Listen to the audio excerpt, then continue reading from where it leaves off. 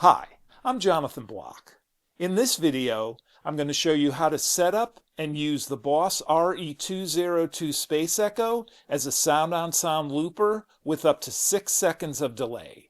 I'll be using a Mellotron in this demonstration video, but I'll also be putting one out using the bass, and there'll be a link in the description down below once that one's published. The first thing we need to do is to put the Boss Space Echo into long delay mode. To do this, press and hold the tap button while giving the pedal power with the AC adapter. Once the tempo light stops flashing, we're now in the settings mode. Check out the online reference manual. It'll give you a list of all the different things you can change. For example, you can change the reverb type from spring to hall to plate to room. But we're going to change the delay time to a long delay mode. To do that, we need to change the mode selector switch to 11, and that will put us right now, because I've already had this in long delay mode, number 1 means it is in long delay mode. So I'm going to put it to manual. Once you get into this setting like we just went through, most likely your green light will be on. That's the stock mode, 600 milliseconds on the knob, and you can tap up to a 1 second delay. Press the button to 1. Now we're in long delay mode. The knob is still 600 milliseconds, but now we can tap up to a 2 second delay. So now that we have long delay mode set, press the tap button again, and now we're just back into the unit. So we want to move the selector switch to head 1, and I'm going to tap out a 2 second delay. Now you can use a stopwatch or some other method to get close as possible, but for this demo, I'm just going to do it in my head. All right, so we've got about a 2 second delay there. You can see it flashing. At this point, I can move the head to head 2, the switch to head 2, and now I have a 4 second delay. And if I move it to head 3, now I have the 6 second delay. You can tell that the flashing of the tap light does not change. It stays with that 2 seconds. At this point, what I would recommend doing is changing the knobs wherever you want them to and saving this to a memory slot.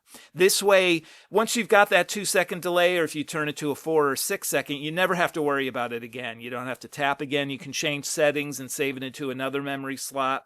Or if you change the settings and you want to get back to your original sound, you just go back to the memory. We're just going to be interested in the intensity knob. That's what controls the repeats. So where it's set now, which is about 2 o'clock, 1:30, 2 o'clock, that will give you the least amount of sound degradation and decrease in volume over time. Now, this is a delay unit. This is not meant to be a looper. If you're looking for pristine sound quality and you want to control how the volume goes down over time, you need a traditional looping pedal. There's a lot of idiosyncrasies with this that work great for sound-on-sound looping, but probably not for some other applications. Particularly for Frippertronics-style sound-on-sound looping, where you're creating a loop and then having that fade out while adding new loops or new elements, is great for this unit because we've got the 6 second delay. Frippertronics is about 5 to 6 seconds anyways, so this is great for that. Now, while I am playing, I do kind of get the intensity knob down to about noon or less than that when I want the loop volume to decrease faster. And this way I can then add other elements. And you can really just keep a loop going over and over and over again. That's basically it. We're now in long delay mode. Let's see what this can do. Now that we've got the Space Echo into long delay mode, let me do a demonstration loop. I'll be using the Mellotron M4000D Mini with some classic sounds from the Mark II Mellotron, 3 violins, and the flute. I'm also using a Boss GT1000 Core, multi-effects for a few effects. I've got a JHSAB pedal here just to switch between the Mellotron, and then I'll also do a version of this video with the bass so I can switch back and forth between them. Just using the iPad to record the performance. I'm using GarageBand, nothing special going on there. I've talked about how I use that before, link in the description. That's why you're not really going to see much from the iPad. All right, let's turn the unit on and get a loop going, and I'll talk through what you can do with some of these knobs. Let me start with the 3 violins. I'm going to lower the volume a little or it'll overpower the flutes. A little phaser here.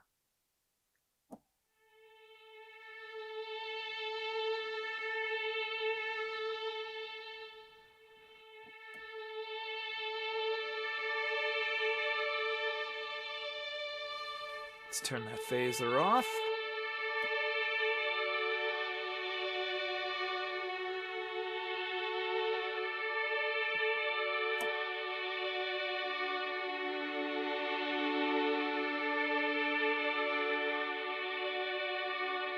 All right, so at this point, with the intensity knob around 2 o'clock, the sound's really not done. It's going to degrade at a slow rate. And it's a fine line here. If I push it up a little, we'll go into self-oscillation pretty quickly. But I'm going to go back down here at about 130. You can already hear the sound.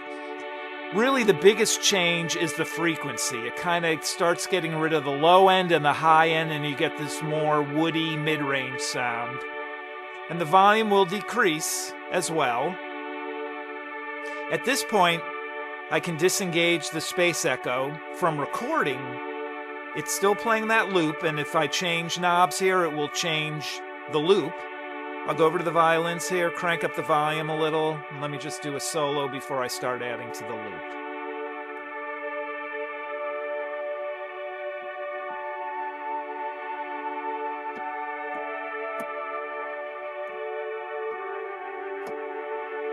So the flute's getting a little lost here, so what I might do is move the intensity knob to noon, and it'll start degrading, and the volume will start going down.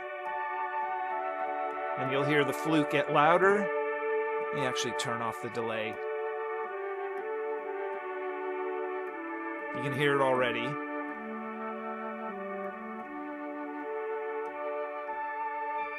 So a lot of times what I'll do at this point, I'll even turn it lower, like 11 o'clock, and let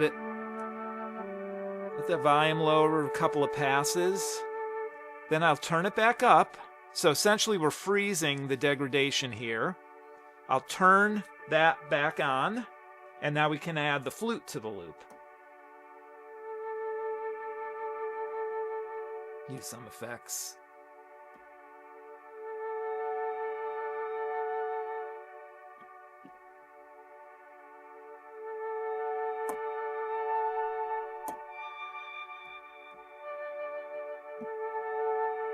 Just adding elements quick here.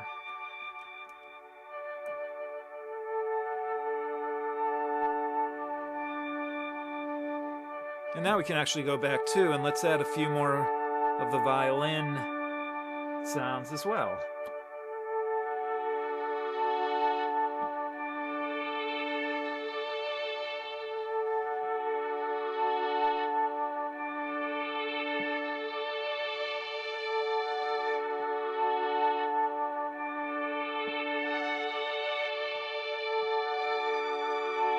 All right, that's enough sounds.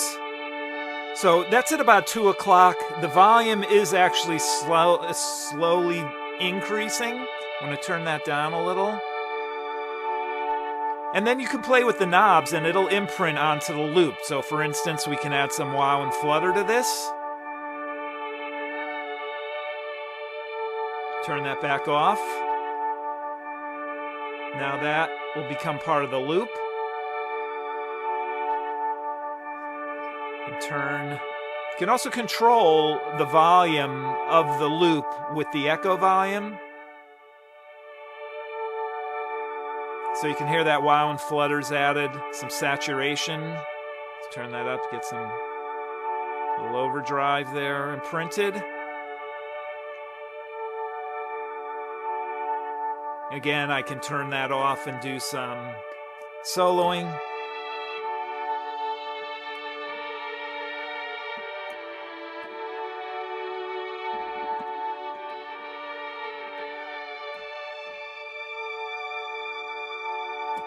And then we can just turn the intensity down to have the loop decay more and more over time.